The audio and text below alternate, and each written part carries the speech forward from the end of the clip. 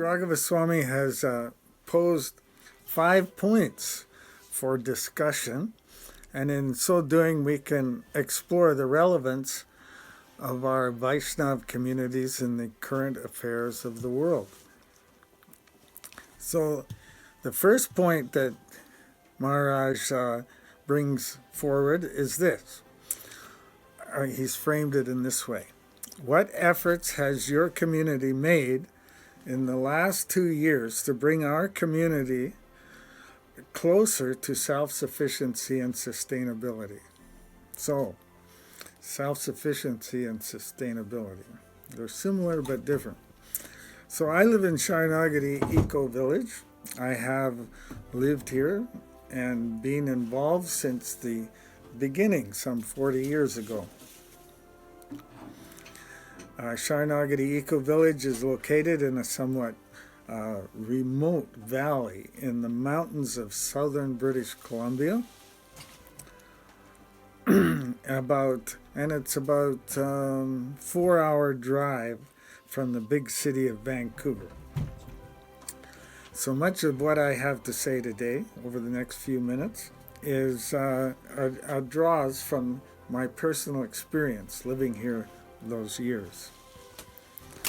Self-sufficiency and self-sufficiency and sustainability has many elements that need to be considered, but it all starts with food security. And a close second is, and closely related, is energy security. In Saranagati, aside from most families having big and good gardens, and by the way, there's about over 30 families living here in this eco-village.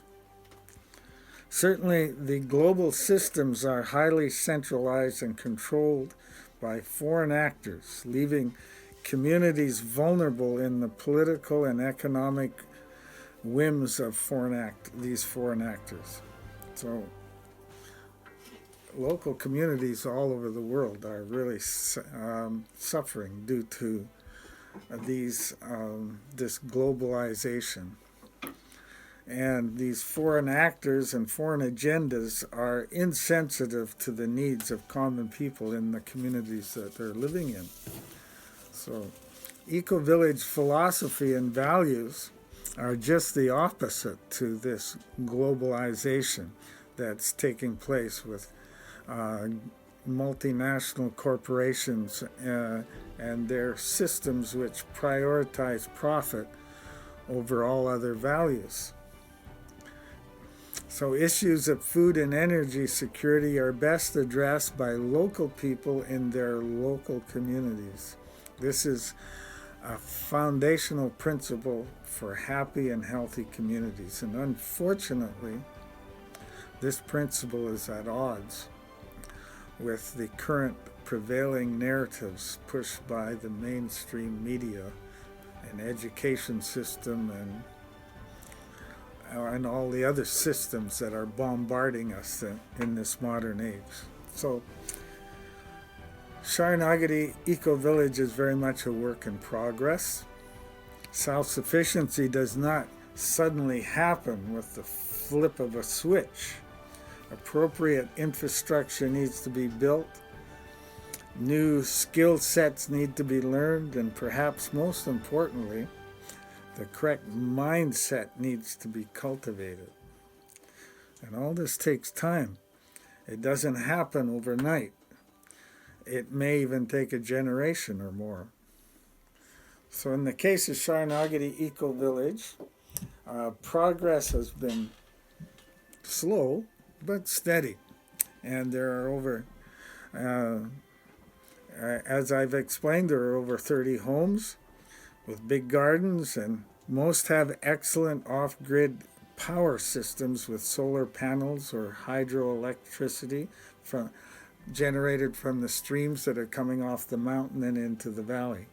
And in some cases we have combination of hydroelectricity combined with solar energy to generate our electrical needs. So 2 years ago, we purchased another 160 acres at the north end of the valley, and this in turn secures the water from the main stream flowing into the valley from the mountains. And as you understand, this is sustainability is not possible without water, sufficient water. Without water, there's no life. So this past year, aside from expanding home gardens, we have also been developing a 5-acre community garden. And in this community garden this past year, we initiated 2 community projects. Last growing season, we started a bean project in which we grew out many experimental plots and of different varieties of beans.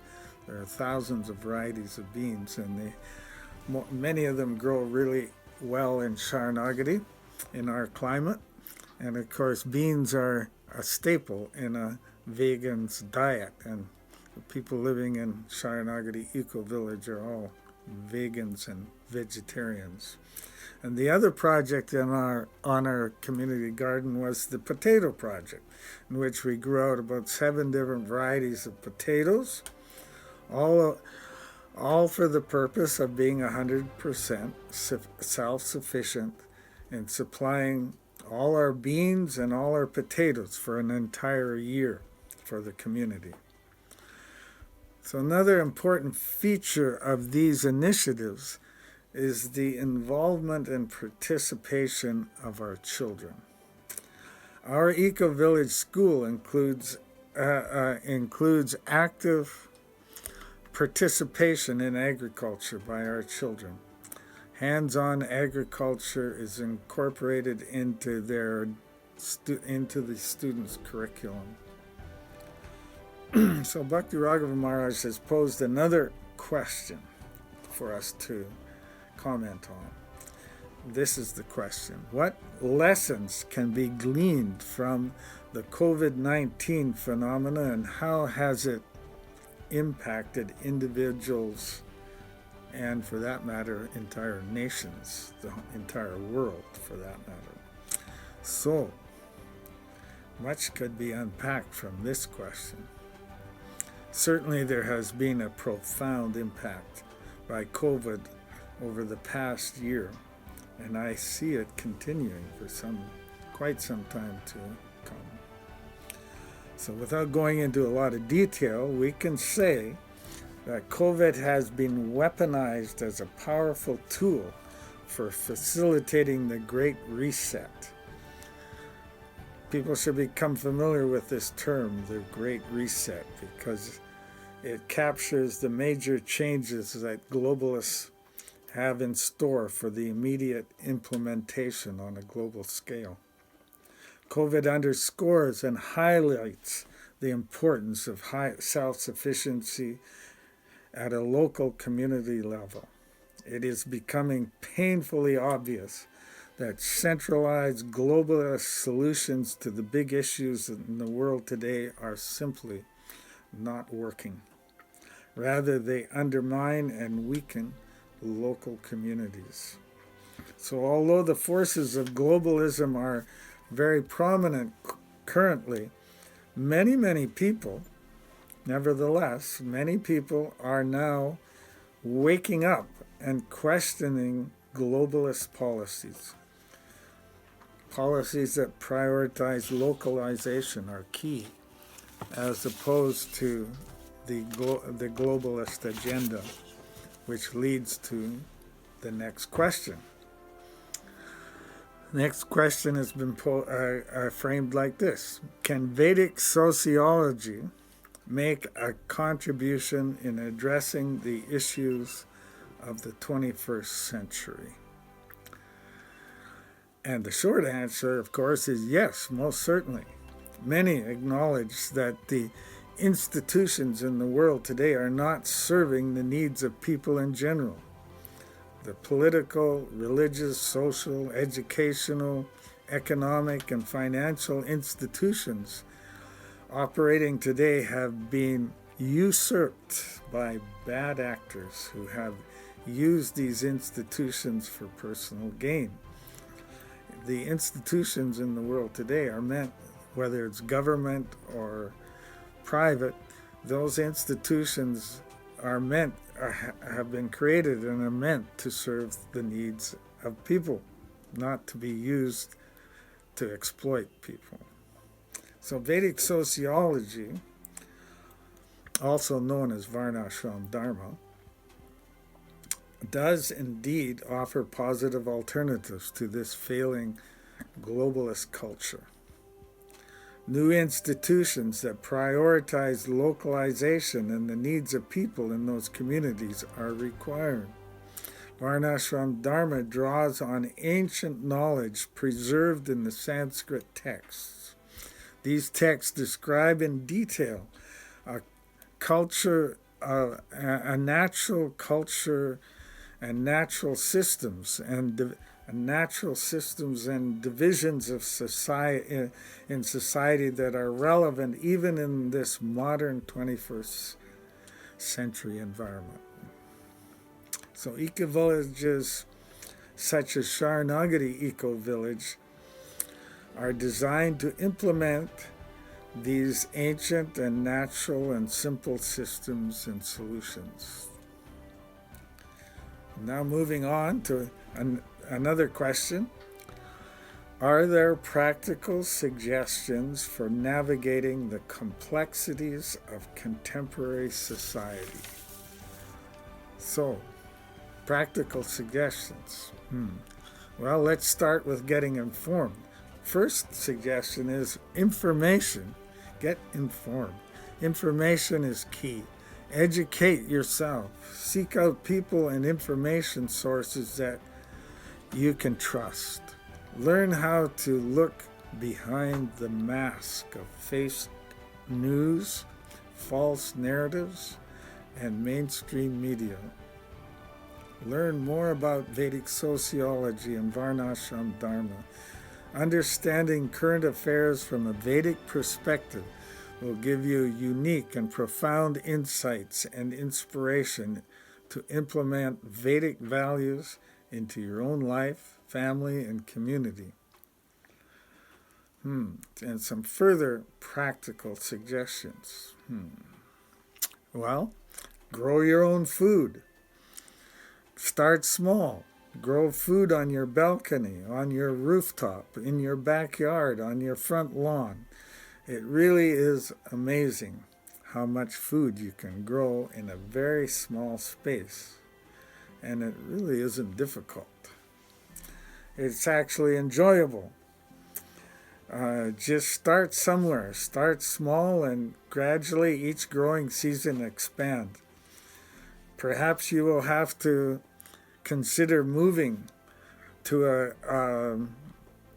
a less crowded space, where there's more fresh air and space. Especially plan to move out of the big cities that are increasingly becoming unlivable hellholes. This is a trend already happening in America.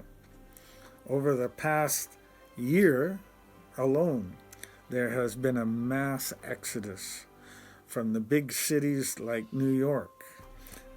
In the past year, less than a year since COVID started, since the lockdown started, over 400,000 people have packed their bags and their families and left their homes, abandoned their homes, and moved away from the city of New York, never planning to return. And the same phenomena is happening in other cities throughout America. Chicago, Los Angeles, California. Millions of people are literally leaving the state. So communicate with like-minded people. Like-minded people in your community and on the internet. And here's perhaps my most important suggestion. Work with children. We desperately need a generation of children who have the experience and training and love to carry on and carry out righting the ship as we older guys fade into the sunset. And one more suggestion. Simplify.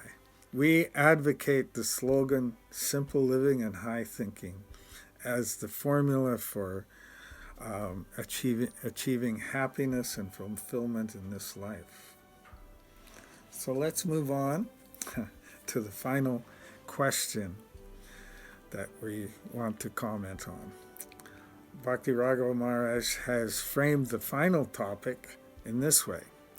How can we best address and combat the global problems of climate change, desertification, loss of natural habitat, loss of biodiversity, and the extinction of species?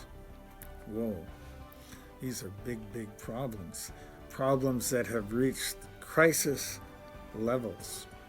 Problems that the world leaders and institutions seem completely incapable of addressing.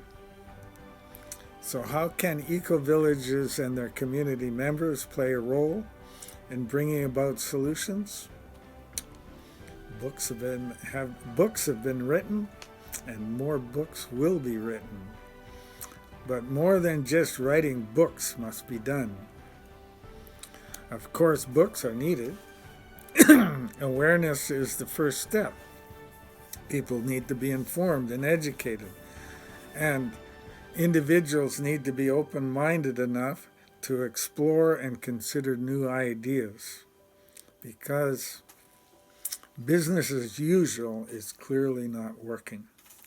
The mainstream narratives being propagated by media are having the opposite effect of dumbing down and suppressing the truth. Good information is the first step before good action can take place. So, first, good information, then action. And the slogan, think globally and act locally, comes into play. So, in final few comments, in the daily lives of our families and communities, real steps can be taken. Soil fertility, composting, growing your own food, energy conservation, initiatives that can occur at the local level and make a real difference. Support local initiatives that improve local autonomy and local economy and local resilience. Support local initiatives that address the health of the environment and the health of your community. There is a direct connection between your personal health and happiness and the health of the environment. So solutions to these big problems can begin at home and in your local communities. We also need leaders. Next point, we also need leaders. You personally, everybody should become a leader on some level. And we should also support other leaders who embrace and promote the same values. And finally, we need practical examples. Models that demonstrate a better way of doing things. We need to practice what we preach. Action speaks louder than words. We need grassroots solutions that are in harmony with Mother Nature and thus sustainable over time.